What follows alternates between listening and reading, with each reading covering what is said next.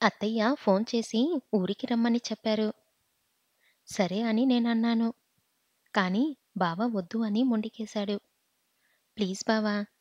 ఇప్పటి వరకు మనమిద్దరం కలిసి ఎప్పుడూ ఇంట్లో ఉండలేదు.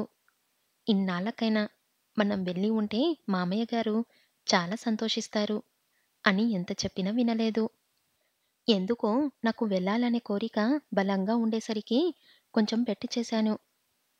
నన్ను పంపక తప్పలేదు బావకి. చిన్నా వచ్చి మరీ తీసుకెళ్ళాడు. ఏంటి వదినా అంతా హ్యాపీనా? అని అడిగాడు. అంటే నీకు మీ అన్నయ్య గురించి తెలుసా? అని అడిగాను. తెలుసు వదినా. అన్నయ్య ప్రతీదీ నాతో షేర్ చేసేవాడు. అయితే నేను సూసైడ్ ట్రై చేశానని కూడా నువ్వే చెప్పావా? అని అడిగాను. లేదు వదినా. ఇలాంటివి చెప్పి పెళ్ళికి ఒప్పిస్తానా? అని అన్నాడు. అది కూడా నిజమేలే. మీ అన్నయ్య చెప్పి ఉంటాడు వదినా. కానీ అత్తయ్యని చూడటానికి వచ్చినప్పుడు మాత్రం అన్నయ్యలో చాలా మార్పు కనబడింది. బహుశా అప్పుడే ఏదో తెలిసి ఉండాలి అని అన్నాడు. ఇద్దరం కబుర్లు చెప్పుకుంటూ ఇల్లు చేరుకున్నాం. నన్ను చూడగానే అత్తయ్య, మామయ్య ఎంతగానో సంతోషించారు. చూస్తూ చూస్తూ వారం రోజులు ఇట్టే గడిచిపోయాయి. ఒకసారి అమ్మ వాళ్ళింటికి వెళ్ళి అమ్మని పలకరించేసి వచ్చేశాను. ఇరుగు పొరుగు వాళ్ళు ఇంకా ఏం విషయము లేదా అని అడగటం మొదలుపెట్టేసరికి అత్తయ్య కూడా నన్ను అడుగుతూనే ఉన్నారు. ఎలా చెప్పాలో తెలియలేదు. బావనే అడిగాను. నిజం చెప్పేస్తాను అని. కానీ వద్దు అని చెప్పారు. ఇంకా ఎన్ని రోజులు దాస్తాం బావా? ఎప్పటికైనా అందరికీ తెలియాలి కదా! అని కూడా అన్నాను. కానీ బావ వినలేదు. అత్తయ్య నన్ను డాక్టర్ దగ్గరికి తీసుకెళ్తాను అనటంతో నాలో టెన్షన్ మొదలయ్యింది. ఇప్పుడు గాని డాక్టర్ ద్వారా ఆమెకి తెలిసిందంటే అమ్మో! నాకు ఊహించడానికే భయంగా ఉంది. పిల్లలు కారు అని తెలిసిందంటే ఖచ్చితంగా బావకి ఇంకో పెళ్లి చేసేస్తారు. బావని వదులుకోవాలా అనే ఆలోచనే నన్ను ప్రశాంతంగా ఉండనివ్వటం లేదు. అత్తయ్యతో ఇదివరకటిలా ఉండలేకపోతున్నాను. ఆవిడని చూడాలంటేనే చాలా ఇబ్బందిగా ఉంది. నేను బావ దగ్గరికి వెళ్ళిపోతాను అని అడిగితే, ఎందుకమ్మా ఇక్కడే ఉండు, వాడు కూడా వచ్చి ఉంటాడులే అని అంటుంది. బావనేమో నేను రాను అని భీష్మించుకొని కూర్చున్నాడు. వస్తే ఏమవుతుందో బావకి తెలుసు. బహుశా అందుకే నన్ను కూడా వెళ్ళొద్దు అని చెప్పాడు. ఇదంతా కాని పని. రేపుదయమే అత్తయ్యకి అసలు విషయం చెప్తాను అని డిసైడయ్యాను. మరుసటి రోజు అత్తయ్య వచ్చి, వందనా! నువ్వు అర్జెంటుగా బయలుదేరమ్మా అని అడిగింది. ఏమైందత్తయ్యా? ఎక్కడికి? అని అడిగాను. ఉదయ్ దగ్గరికి అన్నది. ఏమైందత్తయ్య ఆయనకి? అని కంగారుగా అడిగాను. పిచ్చిదాన్ని, అనవసరంగా నువ్వు వెళ్తానంటే ఆపావు. వెళ్ళనిచ్చినా బావుండేది అని తిట్టుకోవడం మొదలుపెట్టింది. ఏమైందత్తయ్యా? చెప్పండి అని అన్నాను. వాడికి కడుపు నొప్పంట. హాస్పిటల్లో ఉన్నాడు. చిన్నాని తీసుకొని బయలుదేరు అని అన్నది. సరే అని బావకి ఫోన్ చేశాను. ఎంతకీ ఫోన్ తీయటం లేదు. గబగబా తినేసి నేను, చిన్న బయలుదేరాము. ఇల్లు చేరేసరికి సాయంత్రమయింది. నేను వెళ్ళేసరికి ఇంటికి లాక్ వేసి ఉంది. నా దగ్గర ఉన్న కీతో డోర్ ఓపెన్ చేసి లోపలికి వెళ్ళి, ఏ హాస్పిటల్లో తెలియకుండా ఎక్కడికని వెళ్ళేది చిన్నా అని అడిగాను. నేను వాష్‌రూమ్‌కి వెళ్ళి వచ్చేసరికి బావ వచ్చాడు. బానే ఉన్నాడుగా? ఏమిటిలా చెప్పాడు? అని అనుకుంటూ బావా అని పిలిచాను. హాయ్ వందనా అని నా వైపు తిరిగి, ఎలా ఉంది బావా అని అడిగాను. నువ్వొచ్చేశావుగా బానే ఉంటుంది అని అన్నాడు నన్ను హగ్ చేసుకుంటూ. ఏమైంది బావా మీకు అని అడిగాను. నాకేమైంది అని ప్రశ్నించాడు. అదేంటి బావా మీకు స్టమక్ అప్సెట్ అయింది, హాస్పిటల్‌లో ఉన్నావు అని చెప్పింది అత్తయ్య అని అన్నాను. ఓహ్! అదా! నిన్ను రమ్మంటే రావటం లేదు అని అలా నేనే చెప్పాను. ఏంటి బావా! అబద్ధం చెప్పావా? అత్తయ్య ఎంత బాధపడుతున్నారో తెలుసా? అని అన్నాను. నాకైతే అంటూ ఆపేశాను. నాకైతే ఏంటి? అని అడిగాడు. పో బావా! అని అన్నాను. ఐ లవ్ యూ అందు అంటూ నన్ను హగ్ చేసుకున్నాడు. చాల్లే ఇంకా చిన్నా ఉన్నాడు. దూరం జరగండి అని అన్నాను. వాడు టైర్డ్ అయ్యాడులే గాని నిన్ను చూసి ఎన్ని రోజులవుతుందో. కాసేపు నాతోనే ఉండు అని నన్ను మంచం మీదకి తీసుకెళ్ళాడు. ఒక వారం రోజుల తర్వాత అత్తయ్య వచ్చారు మా దగ్గరికి. మీ ఇద్దరిని నేనే స్వయంగా హాస్పిటల్‌కి తీసుకెళ్తాను అని అన్నారు. ఒక వారం రోజులు అత్తయ్యని బిజీగా ఉన్నాను అని ప్రతిరోజు తప్పించుకు తిరుగుతున్నాడు. ఇంక నా వల్ల కాదు అని అత్తయ్యకి నిజం చెప్పాలి అని డిసైడ్ అయ్యాను. అత్తయ్య, నాకు పిల్లలు పుట్టే అవకాశం చాలా తక్కువే అని చెప్పాను.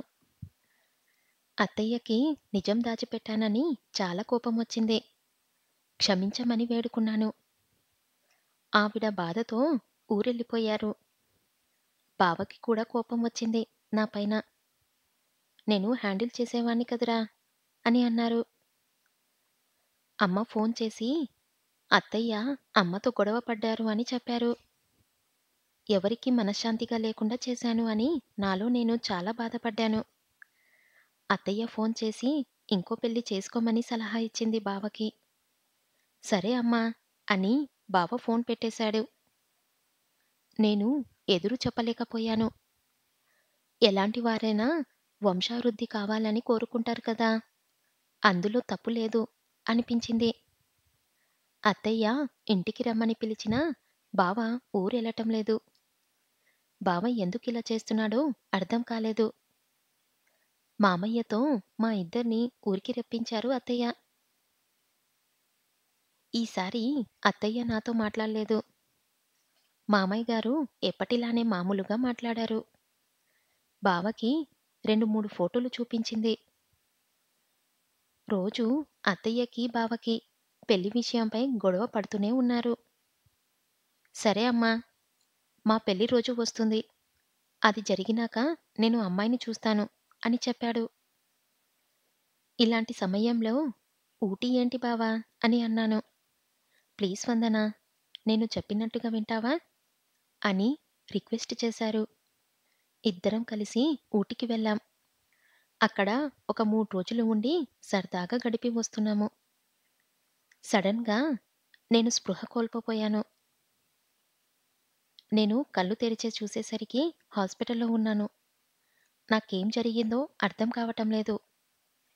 నా ముందు మా చిన్న అన్నయ్య మాత్రమే ఉన్నారు. "ఏమైందన్నయ్య?"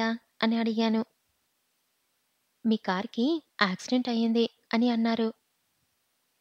"మరి బావకి ఎలా ఉంది?" అని అడిగాను. "ఐసీయూలో ఉన్నారు" అని చెప్పింది. "బావ ప్రాణానికి ఎలాంటి ప్రమాదం లేదు కదా?" అని అడిగాను. అన్నయ్య నన్ను బావ దగ్గరికి తీసుకెళ్ళాడు. బావ నిద్రపోతున్నాడు. "ఎలా ఉంది అన్నయ్య బావకి?" డాక్టర్ ఏమన్నారు? అని అడిగాను. కొంచెం ఛాతీకి, నడుముకి దెబ్బలు తగిలాయి అని అన్నాడు. ఇప్పుడే ఇంజెక్షన్ ఇచ్చారు. అందుకే నిద్రపోతున్నాడు అని చెప్పాడు. బావ లేచాక బావతో మాట్లాడి ఎలా ఉందో కనుక్కున్నాను. అత్తయ్య వాళ్ళు అందరూ వచ్చారు. డాక్టర్ గారు పిలిచారు అనటంతో అత్తయ్య, మామయ్య వెళ్లారు డాక్టర్ దగ్గరికి. ఏమన్నారు అని అడిగితే ఏం మాట్లాడటం లేదు. అన్నయ్యని అడిగాను. ఏమైంది అని. ఏమీ లేదు. రేపు డిశ్చార్జ్ చేస్తామని చెప్పారు అని అన్నాడు. మరి ఎందుకు అత్తయ్య అంత బాధపడుతున్నారు అని అడిగాను. ఏమీ లేదు. బావకి యాక్సిడెంట్ అయిందని బాధపడుతున్నారు అని చెప్పాడు చిన్నన్నయ్య. బావని డిశ్చార్జ్ చెయ్యగానే అందరం ఊరెళ్ళాం. ఒక వారం రోజుల తర్వాత బావ నన్ను అత్తయ్యని గదిలోకి పిలిచాడు. ఏంటి బావా అని అడిగాను. నాకు పిల్లలు పుట్టరని డాక్టర్ ఖచ్చితంగా చెప్పేశాడు. అందుకని వందనకి మళ్ళీ పెళ్లి చేద్దాం అనుకుంటున్నాను అని అన్నారు. నాకు మళ్ళీ పెళ్ళా? ఏంటి బావ మీరు అనేది? నేనెవర్ని చేసుకోను బావ అని అన్నాను.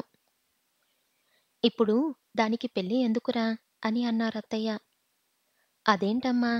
వందనకి పిల్లలయ్యే ఛాన్సు తక్కువుందనేగా అన్నారు డాక్టరు. ఖచ్చితంగా పుట్టరు అని అనలేదుగా! ఆమె నాతో ఉంటే ఇంక పిల్లలవ్వరు కదా! అలాంటప్పుడు నాతో ఉండటమెందుకు? పెళ్లి చేసి పంపించేద్దాము అని అన్నాడు బావ. ఏమిట్రా ఆ మాటలు? వందన అలా ఏం చేసుకోదు అని అన్నారత్తయ్య. అదేంటమ్మా! నాకో న్యాయం, ఆమెకో న్యాయమా? అని అడిగాడు. నాకేం తెలియదురా అని వెళ్ళిపోయారు అత్తయ్య. ఉండమ్మా! నేను వందనకి పెళ్లి చేసి పంపిస్తున్నాను అని ఖచ్చితంగా అన్నారు. పిచ్చి పిచ్చిగా మాట్లాడకురా అని అన్నది. సీరియస్‌గా చెప్తున్నాను అని అన్నారు. కావాలంటే ఒక పిల్లానో, పిల్లాడినో పెంచుకుంటే సరిపోతుంది అని ఖచ్చితంగా చెప్పి వెళ్ళిపోయారు. ఏంటి బావ ఇదంతా అని అన్నాను. అన్నయ్య కంగ్రాట్స్ అంటూ చిన్న లోపలికి వచ్చి అరిచాడు. ఏమిటిది అని అడిగాను. నాకేం అర్థం కాక. మామయ్య గారు లోపలికి వచ్చి డోర్ పెట్టేసి, ఏంటిరా ఇదంతా? గట్టిగా అరుస్తున్నారు. మీ అమ్మకి వినబడుతుంది అని అన్నారు. సారీ నాన్నా అని చిన్న అన్నాడు. ఏం జరుగుతుంది అని అడిగాను. మామయ్య గారు నా దగ్గరకొచ్చి, సారీ అమ్మా! మీ అత్తయ్య కొంచెం పాతకాలపు ఆలోచనలు ఉన్న మనిషి.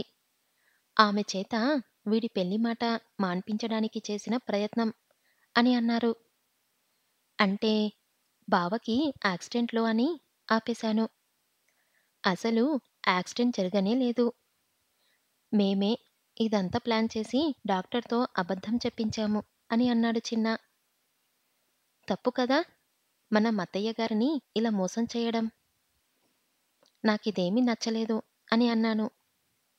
ఇంటి పెద్దగా నేనొక నిర్ణయం తీసుకున్నాను. దానికి అందరూ కట్టుబడి ఉంటే బాగుంటుంది అని చెప్పి వెళ్ళిపోయారు మామయ్య. చిన్న కూడా వెళ్ళిపోయాడు. వందన ఇలా రా అంటూ నన్ను పిలిచి పక్కన కూర్చోబెట్టుకొని, వందన అర్ధాంగి అంటే కారేషు దాసి, కరణేషు మంత్రి, భోంజేషు మాత, శయనేషు రంభ, రూపేషు లక్ష్మి, శమయోషు ధరిత్రి, శతధర్మ పత్ని మరియు కులధర్మ పత్ని అని అన్నారు. తప్పే. పిల్లలు ఖచ్చితంగా కనాలని ఎక్కడ చెప్పలేదు. మరి అలాంటప్పుడు ఎందుకు పిల్లలు కాలేదు అని ఇంకో పెళ్లి చేసుకోవడం? అది చాలా పెద్ద తప్పు. నా దృష్టిలో అది పాపం కూడా. చూశావుగా! అమ్మ నాకు పిల్లలు కారు అనగానే నిన్ను పంపించేయడానికి ఒప్పుకోలేదు. పిల్లలవ్వడం, అవ్వకపోవడం మన చేతిలో ఏముంది? రాసిపెట్టి ఉంటే అవుతారు. లేదంటే లేదు. నాకు మాత్రం నువ్వంటే చాలా ఇష్టం. అందుకే నాన్నతో కలిసి ఇదంతా ప్లాన్ చేయాల్సి వచ్చింది. ప్లీజ్ వందన, నన్ను వదిలెయ్యకే అని అడిగారు. అదేంటి? మాట నువ్వు అంతలా అడగాలా? నాకు నువ్వంటే ఎంత ప్రాణమో నీకు తెలుసుగా? అన్నీ తెలుసు. అస్సలు నువ్వు ఈ రోజు చనిపోవడానికి ట్రై చెయ్యకపోయుంటే నీకు గర్భాశయంలో ఎలాంటి ప్రాబ్లమ్ ఉండేది కాదు. నా వల్లే నీకు హెల్త్ ఇష్యూస్ కూడా వచ్చాయి. ఐయామ్ సారీ వందన అంటూ నా కళ్ళల్లోకి చూశాడు. ప్లీజ్ బావా! తప్పు నాదే. నాకు నీపై ఇష్టం ఉన్నప్పుడే నీకు చెప్పాల్సిందే. అప్పుడు నువ్వు కూడా ఆలోచించేవాడివి బావా! ప్రేమ ఉన్నప్పుడు దాచుకోకూడదు అని తెలుసుకున్నాను. నువ్వు నాతో పెళ్ళికి రెడీ అయ్యావు అని తెలిసినప్పుడు నాకు నీ మీద చాలా కోపమొచ్చింది. బావ మనసులో నేను లేనప్పుడు ఎందుకీ పెళ్లి అని చాలా బాధపడ్డాను. ఇప్పుడు అవన్నీ ఎందుకు వందన, వదిలేయ్ అని బావ అన్నాడు. కానీ ఈరోజు మనమింత సంతోషంగా ఉన్నామంటే దానికి కారణం మన పెళ్ళినే. అవును వందన, పెళ్ళిళ్ళు స్వర్గంలో నిర్మయింపబడతాయి. అనడానికి మన పెళ్ళినే ఒక ఉదాహరణ. నాకు నువ్వు, నీకు నేను. మనం ఒక పాపని పెంచుకుందాం. అది నీకు ఇష్టమైతేనే. సరేనా? అని అన్నారు. మీ ఇష్టం బావ అని అన్నాను. మేము కొన్నాళ్ళు ఎంజాయ్ చేశాక ఒక పాపని ఎంచుకున్నాం. చాలా సంతోషంగా ఉన్నాం.